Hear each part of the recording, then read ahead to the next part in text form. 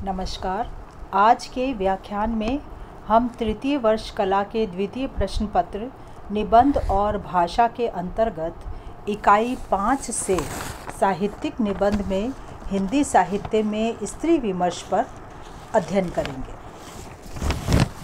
सृष्टि के आदिकाल से ही नर नारी का पारस्परिक संबंध रहा है, किंतु वैदिक काल में नारी को जो सम्मान और प्रतिष्ठा प्राप्त थी वह समय के अंतराल में विघटित होने वाली परिस्थितियों के बीच बदली और पुरुष मानसिकता के कारण धीरे धीरे कम होती चली गई और स्त्री पुरुष के अधीन जीवन यापन हेतु विवश होती गई।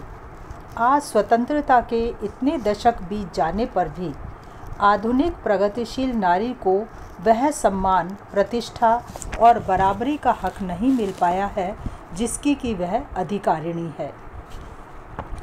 आज़ादी के बाद संवैधानिक दृष्टि से नारी को पुरुष के समान भले ही अधिकार मिल गए हों, लेकिन आज भी वह सामाजिक, राजनीतिक, आर्थिक, धार्मिक, नैतिक दृष्टि से उपभोक्तावादी और बाजारवादी संस्कृति से बहुमुखी त्रास का ग्रास बनने को मजबूर है। अशिक्षा और आर्थिक अभाव ने उसे और मजबूर कर रखा है। आज भी शहरी और ग्रामीण स्त्रियां विविध प्रतिकूलताओं के बीच जीवन यापन करने को विवश हैं। पीड़ा और संत्रास को झेलती हुई वे अपने अस्तित्व की रक्षा के लिए संघर्षरत हैं। हिंदी शब्द कोश में विमर्श शब्द का अर्थ विचार, विवेचन, परीक्षण, समीक्षा, तर्क आदि ज्ञान से लिया जाता है। स्त्री विमर्श से अभिप्राय स्त्री जाति की पीड़ा को गहराई से समझने, उसके शोषण के विरुद्ध आवाज़ उठाने और उसके अधिकारों और उसके सम्मान के लिए संघर्ष करने से है। जिस साहित्य में स्त्री से जुड़े मुद्दों को उठाया जाता है वह साहित्य स्त्री विमर्श का साहित्य कहलाता है। स्त्री विमर्श के उद्भव के संबंध में कुछ विद्वानों का मानना है कि स्त्री की स्वाधीनता की विचारधारा फ्रांस और अमेरिका से आई है, लेकिन हिंदी साहित्य में महादेवी वर्मा द्वारा रचित श्रृंखला की कड़ियाँ सन 1942 में ही प्रकाशित हो चुकी थी। इतना ही नहीं, महादेवी वर्मा से पूर्व बंगाल और महाराष्ट्र में स्त्री की स्थिति को लेकर कई लेख लिखे जा चुके थे। सन 1882 में बंगाल में मोक्षदायिनी मुखोपाध्याय की वन प्रसून पुस्तक प्रकाशित हुई, जिसमें स्त्री की दयनीय स्थिति के साथ साथ उसकी स्वाधीनता की भी कामना की गई थी। इसी के साथ महाराष्ट्र की ताराबाई शिंदे की पुस्तक स्त्री पुरुष प्रकाशित हुई, जिसमें उन्होंने पुरुष की मानसिकता, उसके द्वारा स्त्री के साथ किए जाने वाले अन्याय और अत्याचारों का विवेचन किया था। इनके अलावा उसी काल में अन्य पुस्तकें भी प्रकाशित हुईं, जिनमें नागरी जागरण का स्वर प्रमुख था। 20वीं शताब्दी के आते आते स्त्री का मुक्ति संघर्ष अधिक सार्वभौमिक रहा, साथ ही वह आत्मसंघर्ष का भी रहा। इस संबंध में अनेक विदुषी महिलाओं ने अपने विचारों की अभिव्यक्ति इस प्रकार की है। चित्रा मुद्गल ने लिखा है कि नारी विद्रोह से मेरा अभिप्राय पारिवारिक सत्ता के प्रति अनास्था भाव से नहीं, समतार्जन के लिए आत्मसंघर्ष से है। डॉक्टर प्रभा खेतान ने लिखा है कि स्त्री ना गुलाम रहना चाहती है, ना ही पुरुष को गुलाम बनाना चाहती है। स्त्री चाहती है मानवीय अधिकार। इसी प्रकार नासिरा शर्मा ने लिखा है कि मेरी नज़र में सही नारी मुक्ति और स्वतंत्रता समाज की सोच और स्त्री की स्थिति बदलने में है। बाहर निकलो या घर में रहो, हर स्थान पर पुरुष तुमसे टकराएगा। इस प्रकार स्त्री की अनुभूति और उसके भोगे हुए यथार्थ की अभिव्यक्ति ही स्त्रीवादी साहित्य की दृष्टि है।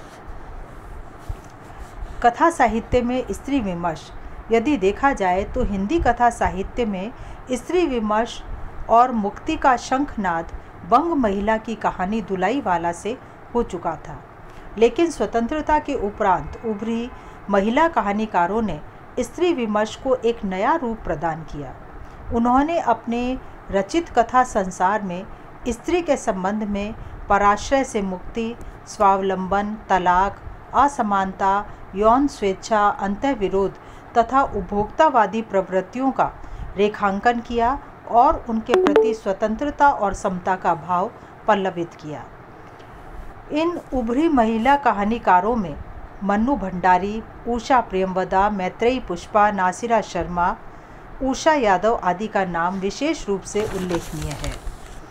हिंदी उपन्यास में स्त्री विमर्श को केंद्र में रखकर हिंदी साहित्य में अनेक उपन्यास रचे गए हैं। इन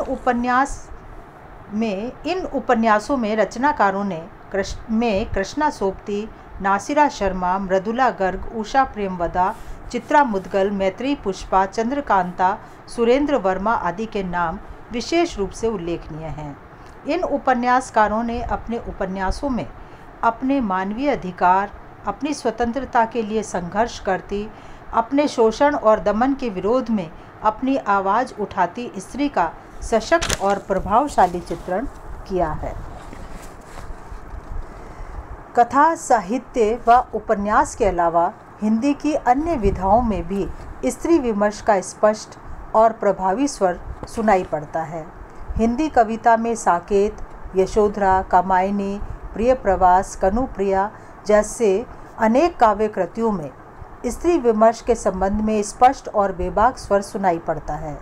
इसी प्रकार नाट्य साहित्य में भी स्त्री विमर्श के संबंध में स्पष्ट स्वर दृष्टिगत होते हैं। सुरेंद्र वर्मा कृत सूर्य की अंतिम किरण से सूर्य की पहली किरण तक में नारी मन की स्पष्ट अभिव्यक्ति है, जो नारी की शारीरिक आवश्यकताओं के अपूर्ण रहने की स्थिति में महारानी शीलवती के माध्यम से खुला विद्रोह व्यक्त करती है। हम कह सकते हैं कि स्त्री विमर्श स्त्री स्वतंत्रता और समानता का मुक्ति का संदेश है। स्त्री का अपना स्वतंत्र अस्तित्व होगा, वह पुरुष की ही होकर जिएगी, लेकिन दोनों अपनी अपनी स्वायत्ता में दूसरे का अनन्य रूप में देखेंगे और स्वीकार करेंगे। स्त्री पुरुष के बीच का विभेद वास्तव में एक महत्वपूर्ण नई सार्थकता की अभिव्यक्ति करेगा। ऐसी स्थिति बन जाने पर खंड खंड में विभाजित हो रहे स्त्री पुरुष में जो त्रासद स्थितियां वर्तमान में अनुभव की जा रही हैं, उनसे धीरे धीरे मुक्ति मिलेगी। स्त्री जीवन में स्वतंत्रता और समता का भाव प्रभावी रूप में उभरकर समाज पटल पर दृश्यमान होगा, ऐसा मानना है। धन्यवाद।